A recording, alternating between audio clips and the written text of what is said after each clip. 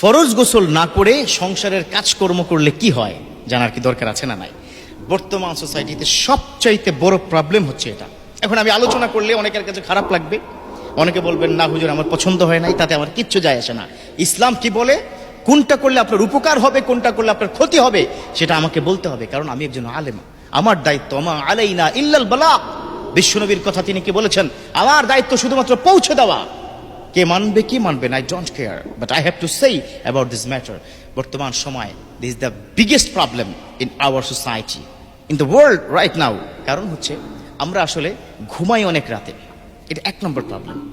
অনেক রাত পর্যন্ত ঘুমানোর কারণে যখন স্বামী স্ত্রী সঙ্গম করে শেষ রাত্রিতে, তখন আর ঘুম থেকে উঠতে ইচ্ছে করে না।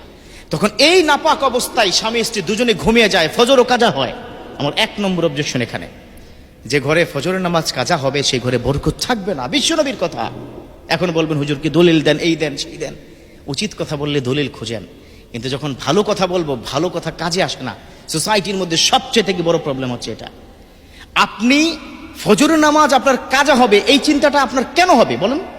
আপনি যখনই কাজ শেষ তখন আপনি প্লিজ গোসলটা করে ফেলুন। গরম পানি আছে, শীতকাল ঠিক আছে, কষ্ট হয় মা বোনদের, একটু গরম পানি হলেও কিন্তু গোসল করে শুয়ে যান। আপনারা শুনলে আশ্চর্য হবেন, একজন মা একজন বোন আর কি আমাকে ফোন করে বলে, হুজুর জানেন আমি খুব কষ্ট পেয়েছি এই কথাটা শুনে, আমার স্বামী নাপাক অবস্থায় কি মারা গেছে। অর্থাৎ সঙ্গম করার পরে সে আর গোসল করে নাই, অলসতা করতো অনেক, তারপর সে কি মারা গেছে। হুজুর আমার স্বামী কি জান্নাতে যাবে? কত কঠিন কথা, খেয়াল করেছেন আপনি? কত জঘন্য কথা। জান্নাতে যাবে, তার মধ্যে কনফিউশন। এটার জন্য কি কোরআন হাদিস কি লাগে বলুন? বিষয়টা হচ্ছে যখনই শেষ তখনই চেষ্টা করবেন। এই যুবকরা তোমরা এখন হাসাহাসি করো না প্লিজ, ভালোর জন্য বলছি, তোমাদের কল্যাণে কি বলছি। এই মা বোনেরা আপনারা অলসতা করে অনেক সময় গোসলটা করতে চান না, ফজর কাজা হয়ে যায়।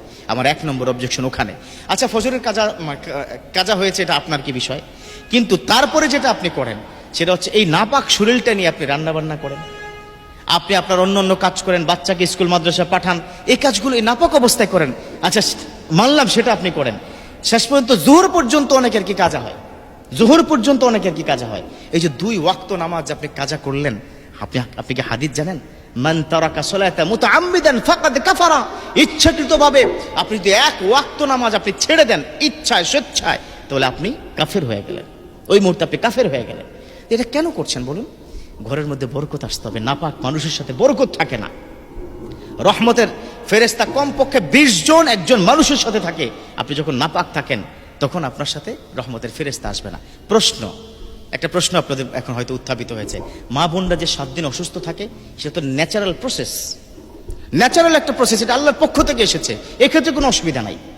তবে হ্যাঁ, যদি কমপক্ষে গোসলটা নাও করতে পারেন উজু অন্তত করে নেবেন, তবে উত্তম হচ্ছে গোসল করা, ফরজ গোসল করা।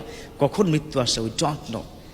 রাব্বুল আলামিন তিনি বলে দিয়েছেন, ওয়ালিকুল্লি উম্মাতিন আজাল ফাইযা জা আজালুহুম লা ইস্তাখিরুনা সাআতাও ওয়া লা ইস্তাকদিমুন।